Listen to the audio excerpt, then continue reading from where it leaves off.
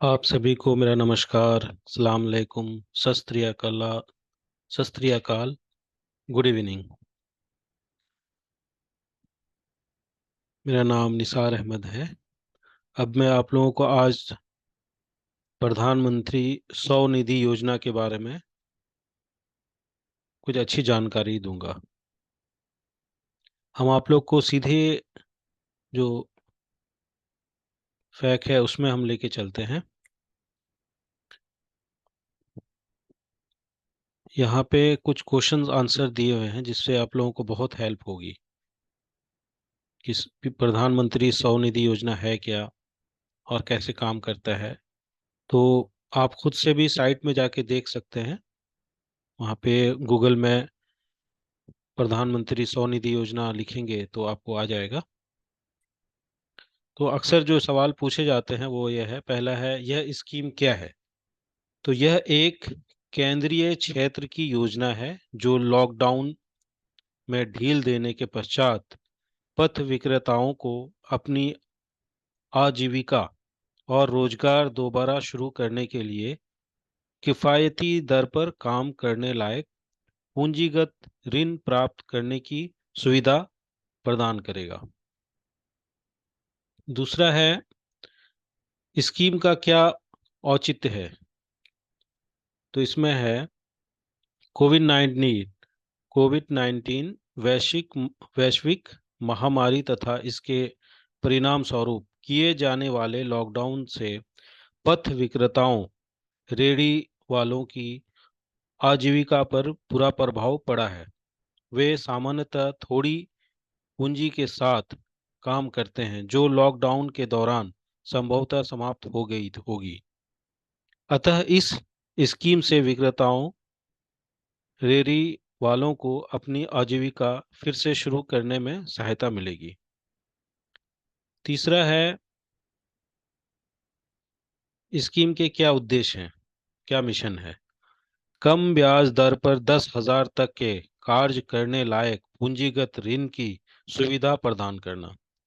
ऋण की नियमित अदायगी को प्रोत्साहित करना। तीसरा है डिजिटल लेन देन को पुरस्कृत करना। अब चौथे में है स्कीम की मुख्य विशेषता क्या है। इसका पहला पॉइंट जो है 10,000 तक की प्रारंभिक काम करने लायक पूंजी, समय पर समय से पहले अदायगी करने पर 7% की दर से ब्याज सब्सिडी। अगर आप समय से दे दिए 7% आपको सब्सिडी मिलेगी उसका। डिजिटल लेन देन पर मासिक नकदी वापसी, कैशबैक प्रोत्साहन। उसके बाद है प्रथम ऋण के समय पर अदायगी पर अधिक ऋण की पात्रता। अगर आप पहला लोन ले लेते हैं और चुका देते हैं तो उसके बाद फिर आपको ज़्यादा वैल्यू दिया जाएगा और ज़्यादा आपको लोन मिलेगा। स्कीम के लक्षित लाभार्थी कौन है, कौन इस स्कीम को ले सकता है। शहरों में फेरी लगाने वाले पथ विक्रेता, जिनमें शहरी इलाकों के आसपास एवं ग्रामीण क्षेत्रों से आए विक्रेता भी शामिल हैं, जो 24 मार्च 2020 या उससे पहले से वेंडिंग कर रहे थे। छठा है पथ विक्रेता कौन होते हैं। कोई भी ऐसा व्यक्ति जो रोजमर्रा के सामान या सेवाएं, चीजें, खाद्य सामग्री अथवा किसी अस्थायी रूप से बने हुए स्टॉल से या फिर गली गली घूमकर फुटपाथ रास्ते पर अपनी सेवाएं प्रदान करता हो। इसके द्वारा बेची जा रही वस्तुओं में सब्जियां, फल, तैयार खाद्य सामग्री, चाय, पकोड़े, ब्रेड, अंडे, कपड़े, वस्त्र, दस्तकारी उत्पाद, पुस्तक, लेखन सामग्री इत्यादि शामिल हैं। और उनकी सेवाओं में नाई की दुकान, मोची, पान की दुकान, लॉन्ड्री सेवाएं इत्यादि शामिल हैं। सातवां है कौन सी संस्थाएं ऋण उपलब्ध कराएंगी। अनुसूचित वाणिज्यिक बैंक, क्षेत्रीय ग्रामीण बैंक, लघु वित्त बैंक, सहकारी बैंक, गैर बैंकिंग वित्तीय कंपनियां, सूक्ष्म वित्त संस्था और एसएचजी बैंक। स्कीम का कार्यकाल क्या है? इस स्कीम का कार्यकाल मार्च 2022 तक था, लेकिन अभी बढ़ गया है। ये तो होगा, अभी 2023 में भी ये चल रहा है। और लाभार्थी के लिए क्या क्या है ये देख लीजिए। शुरुआत में कार्य करने के लिए कितनी पूंजी ऋण की राशि दी जाएगी? प्रारंभिक कार्य करने लायक पूंजी ऋण 1 वर्ष के ऋण अवधि के लिए 10,000 तक है। 1 साल के लिए आपको 10,000 दिया जाएगा। दूसरा है, अगर सवाल ये आता है, मेरे पास सर्टिफिकेट ऑफ वेंडिंग पहचान पत्र है, मैं ऋण के लिए कैसे आवेदन कर सकता हूँ? तो इसका जवाब है, आप अपने क्षेत्र में किसी बैंकिंग कोरेस्पोंडेंट, मतलब बीसी जो होता है, सूक्ष्म वित्त संस्था, एमएसएमआई, एमएफआई के एजेंट से संपर्क कर सकते हैं। यूएलबी के पास इन व्यक्तियों की सूची होगी। वे आपका आवेदन भरने और मोबाइल ऐप वेब पोर्टल में दस्तावेज अपलोड करने में आपकी मदद करेंगे। मैं ये क्यों पढ़ रहा हूँ? क्योंकि बहुत लोग जो अनपढ़ है, जो नहीं पढ़ना जानते हैं, एटलीस्ट ये मैं जो पढ़ रहा हूँ इसको सुन करके वो समझेंगे और इनका लाभ लेंगे। तो ये पढ़ने का उद्देश्य ये है कि जो पढ़े लिखे हैं वो तो पढ़ लेंगे, यूट्यूब देख लेंगे, लेकिन आजकल यूट्यूब में वो सिर्फ सुन के भी बहुत सारा फायदा लेते हैं। तो अनपढ़ लोगों के लिए और जो पढ़े लिखे दोनों के लिए है ये, मैं इसलिए ये बनाता हूँ। आप लोगों से गुजारिश है, जो आप लोग अगर मेरी जो ये जो हमें आपको ये सूचनाएं दे रहे हैं, जो एजुकेशन और लिटरेसी दे रहे हैं, अगर आपको अच्छा लग रहा हो तो मेरे यूट्यूब चैनल को सब्सक्राइब कीजिए, लाइक कीजिए और शेयर भी ज़रूर कीजिएगा, क्योंकि आपके शेयर करने से और लोगों तक बात पहुंचेगी और उनका फ़ायदा उठेगा। तो आप लोगों का बहुत बहुत धन्यवाद। अब मैं आगे ये बताने जा रहा हूँ। मुझे कैसे पता चलेगा कि मैं सर्वेक्षण सूची में हूँ? आप पीएम स्वनिधि की वेबसाइट, PMSVA है, NIDHI निधि, MOHUA.gov.in, ठीक है, पर यह सूचना प्राप्त कर सकते हैं। ये साइट है pmswaunidhi.moa.gov.in, ठीक है। अब एक आगे बढ़ते हैं। मेरा नाम सर्वेक्षण विक्रेताओं की सूची में है, लेकिन मेरे पास न तो पहचान पत्र है और न ही सर्टिफिकेट ऑफ वेंडिंग है। क्या मैं ऋण सुविधा का लाभ उठा सकता हूँ? यदि हाँ, तो इसकी क्या प्रक्रिया है? अब ये जान लीजिए। हाँ, आप भी इस योजना का लाभ उठा सकते हैं। विक्रेताओं को वेब पोर्टल के माध्यम से एक प्रोविजनल सर्टिफिकेट ऑफ वेंडिंग जारी किया जाएगा। बीसी, जो बीसी हैं बैंक के एजेंट, आवेदन भरने और मोबाइल ऐप पोर्टल में दस्तावेज अपलोड करने में आपकी मदद करेंगे। अब है एक प्रश्न और है, मैं आसपास के ग्रामीण क्षेत्र में रहता हूं और शहर में बिक्री का कार्य करता हूं। क्या मैं इस स्कीम के लिए पात्र हूं? यदि हाँ, तो इस इसकी क्या प्रक्रिया है? या मैं शहरी विक्रेता हूं लेकिन मुझे सर्वेक्षण में शामिल नहीं किया गया है, मैं स्कीम से किस प्रकार लाभ प्राप्त कर सकता हूं? तो इसका जवाब जान लेते हैं। यह स्कीम उन विक्रेताओं के लिए भी उपलब्ध है जो आसपास के परिनगरीय नगरीद ग्रामीण क्षेत्र में रहते हैं और समीप के शहरों, कस्बों में आकर बिक्री कार्य करते हैं तथा सर्वेक्षण में शामिल नहीं हो पाए हैं। यदि आप इस श्रेणी में आते हैं तो आपको ULB, town vending committee, TVC से सिफारिश पत्र, लेटर ऑफ रिकमेंडेशन प्राप्त करने के लिए निम्नलिखित दस्तावेजों में से कोई एक प्रस्तुत करना होगा। वो क्या क्या है देख लेते हैं। लॉकडाउन अवधि के दौरान कुछ राज्य राज्यों राज्यों राज्योद्र केंद्र शासित प्रदेशों द्वारा दी गई एककालिक सहायता का प्रमाण, या वेंडिंग के उद्देश्य से बैंक, एनबीएफसी, एमएफआई से लिए गए पिछले ऋण के दस्तावेज, जो आपने अगर ऋण लिया होगा, लोन लिया होगा, उसका पिछले का अगर कोई आपका दस्तावेज है तो वो, अगर ये वह किसी वेंडर एसोसिएशन का सदस्य है तो उसकी सदस्यता का प्रमाण, या कोई अन्य दस्तावेज जो यह साबित करते हो कि आप विक्रेता हैं।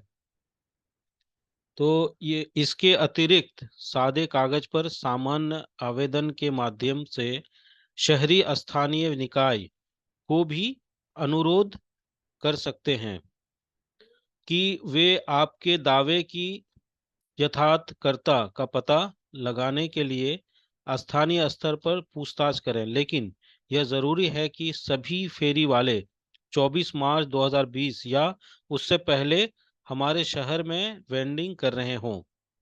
तो ये चीज जो मैं बताया, इसको ये सारा चीज अगर है तो आप लाभ ले सकते हैं। अब आगे चलते हैं। COV, ID, LOR के अतिरिक्त KYC दस्तावेज कौन कौन से हैं? आधार कार्ड होगा पहला, दूसरा है मतदाता पहचान पत्र है, तीसरा है ड्राइविंग लाइसेंस, चौथा है मनरेगा कार्ड, पांचवा है पैन कार्ड। ये सब अनिवार्य है, मस्ट है ये देखिए, ये सब देखिए, केला वाला है, चप्पल वाला है ना, फुटपाथ में बेचते हैं। अब यहाँ देखिए, ब्याज सब्सिडी की दर और राशि कितनी है। ब्याज सब्सिडी की दर 7% है। सब्सिडी की राशि सीधे ही आपके खाते में हर 3 महीने, त्रैमासिक 3 महीने आधार पर जमा की जाएगी। समय से पूर्व भुगतान करने पर सब्सिडी की स्वीकार्य राशि एक बार में ही जमा कर दी जाएगी। 10,000 के ऋण हेतु यदि आप समय पर सभी 12 EMI का भुगतान कर देते हैं तो आपको ब्याज सब्सिडी राशि के रूप में लगभग 400 रुपये प्राप्त होगा। ठीक है, ये देखिए, ये तो आप समझ गए होंगे। टाइम से अगर आप कर दिए होंगे तो 400 रुपये का बेनिफिट मिलेगा। क्या मुझे इस ऋण की प्राप्ति के लिए किसी प्रकार का कोलेट्रल देना होगा? कोई कोलेट्रल देने की आवश्यकता नहीं है। मतलब किसी तरह का आपको जो आपका दस्तावेज है, जमीन का कागज हुआ, या किसी तरह का कोई, जैसे बैंक में जमा करते हैं ना, इस तरह का कोई देने की जरूरत नहीं है, कोलेट्रल नहीं है। अब है सवाल, डिजिटल लेन देन हेतु प्रस्तावन राशि क्या है? ऑनबोर्डिंग विक्रेताओं को निम्नलिखित मानदंड के अनुसार 50 से 100 तक की राशि में मासिक कैशबैक उपलब्ध कराया जाएगा।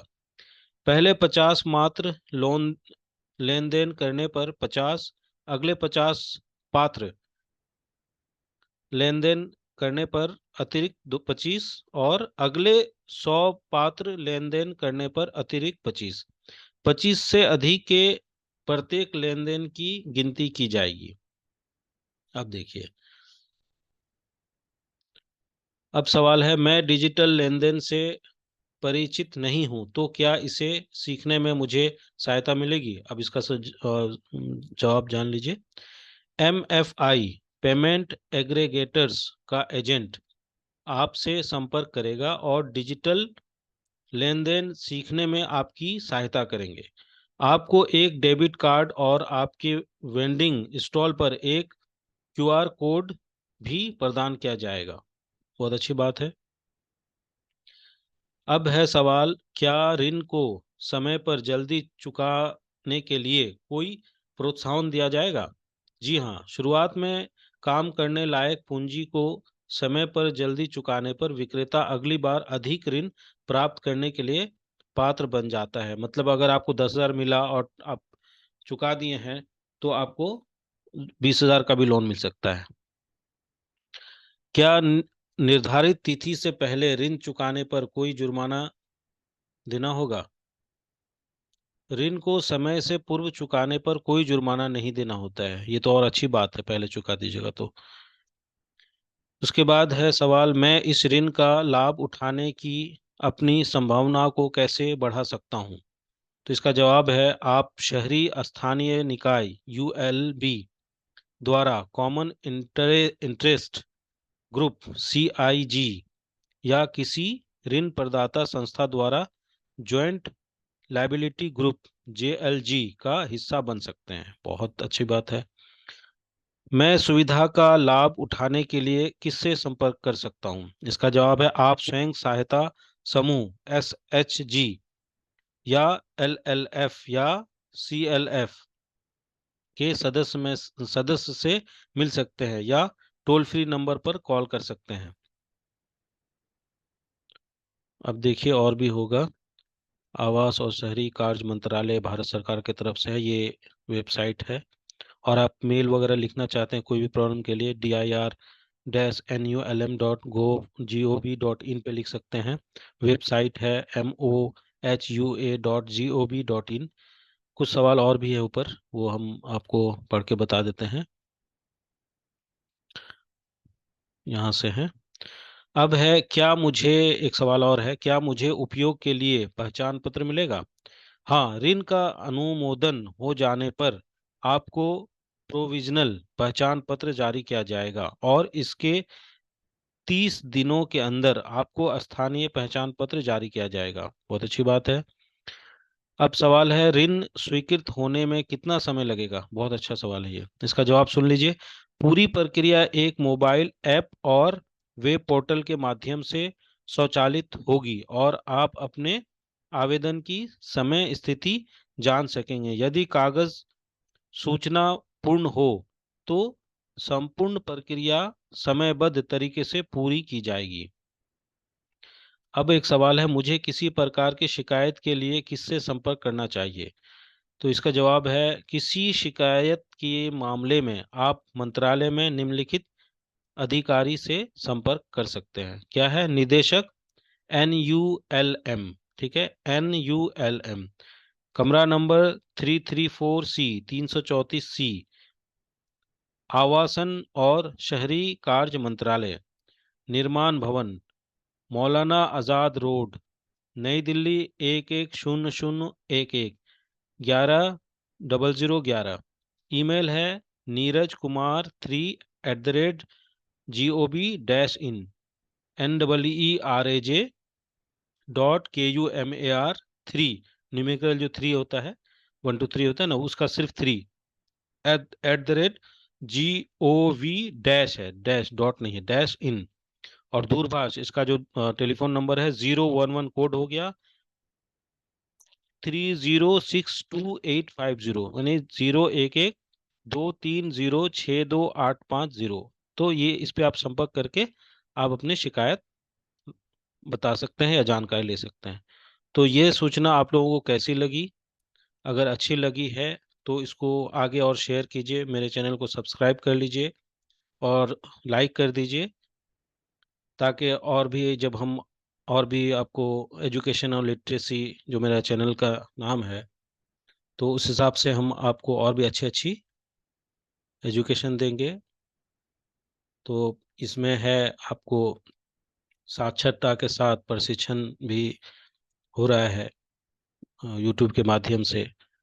तो उसके बाद साथ साथ ये इंक्लूजन जो समावेशन होता है, वो आप जब लोन ले लेते हैं तो समावेशन भी हो गया। तो जो भी ज़रूरतमंद है उन तक पहुंचेगी तो आपको एक पुण्य का काम भी होगा। जो किसी भी मुसीबत में है, ठेला वाला, उनको पता नहीं, और सुनेंगे अगर ये लोन मिल गया तो उनका घर चलेगा, बिजनेस चलेगा, वो धीरे धीरे आगे बढ़ेंगे। तो आप जो सभी से हाथ जोड़ के अनुरोध है, जो ज़रूर इसको आगे बढ़ाएं, शेयर कीजिए। आप अगर ये सब्सक्राइब नहीं करना चाहते हैं या लाइक नहीं करना चाहते हैं, कोई बात नहीं, लेकिन शेयर ज़रूर कर दीजिएगा। आप सभी को मेरा सुनने के लिए धन्यवाद। आपका दिन शुभ हो, आप लोग हमेशा खुश रहें, सेहतमंद रहें।